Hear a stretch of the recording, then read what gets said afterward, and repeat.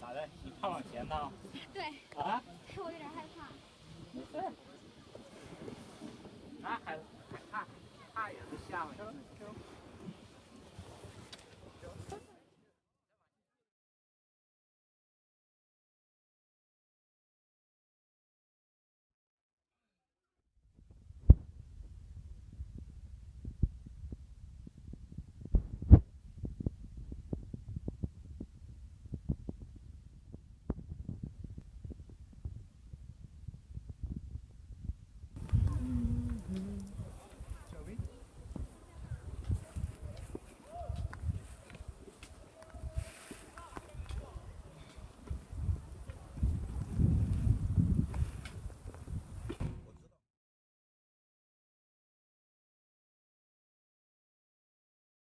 My name is Jonathan Chaves, and the book is called Every Rock a Universe, The Yellow Mountains and Chinese Travel Writing.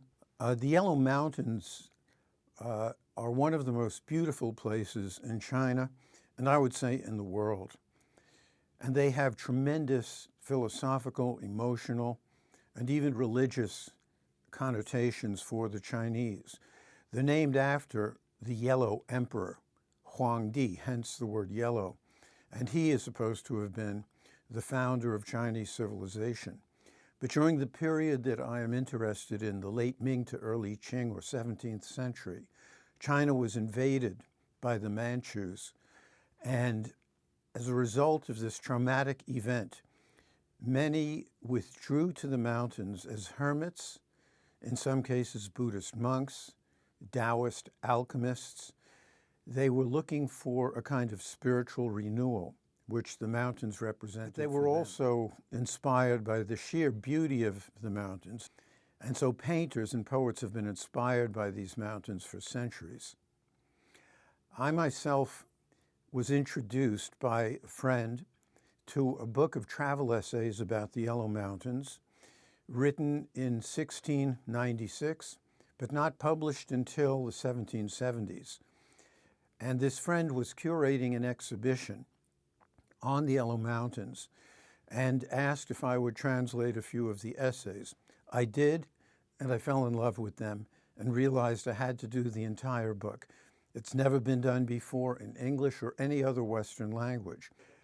The essays were written by a man, Wang Hongdu, whose name has been almost completely forgotten today. Wang Hongdu was not only a superb painter, calligrapher, and writer of, I think, some of the most beautiful prose in the Chinese language, he was an outstanding poet as well. But his poetry has been almost completely lost, except for a handful of anthology pieces that surface now and then. In the Provincial Museum of Anhui Province in Hefei, I found 2 books containing his poetry, one of which is extremely rare, and the other of which is so rare that it's a unique. I have added in this book an entire chapter on Wang Hongdu as a poet because he emerges, in my opinion, as one of the finest poets of his day. In fact, I'd like to share a short poem of his with you. The poem goes, "That flute of jade penetrating the void, which peak is it coming from? It ripples into autumn waves, roaring in 10,000 pines. I wish to ride the white phoenix, soaring to blue heaven, seeking there Prince Wang Zijin, treading his immortal footsteps." Wang Zijin is a prince who was supposed to have succeeded in refining the Dan, the elixir of immortality, upon which a white phoenix appeared from the sky. Wang Zijin got on its back and ascended beyond the heavens. Poems like this one that I just read bear witness to the, as I've said, religious feeling, the numinosity, drawing the souls of the poets, painters, and writers like Wang Hongdu, the monks, the Taoists, and the hermits who retired there.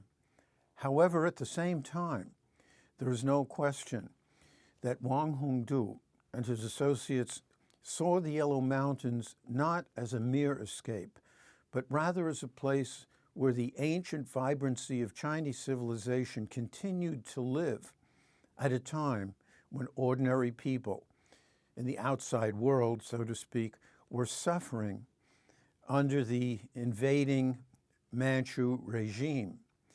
And Wang Hongdu, side by side with his poems about the Yellow Mountains, has written some of the most breathtakingly about human suffering that was taking place during his day.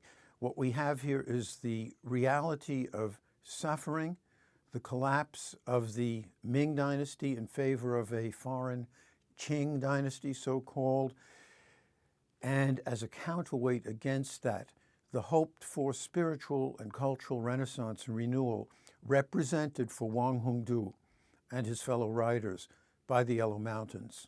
Those people who love the mountains, those who love travel, I think will find themselves entranced to experience one of the great, what is now one of the great tourist sites of China, through the eyes of those who saw it not merely as tourists, but as pilgrims.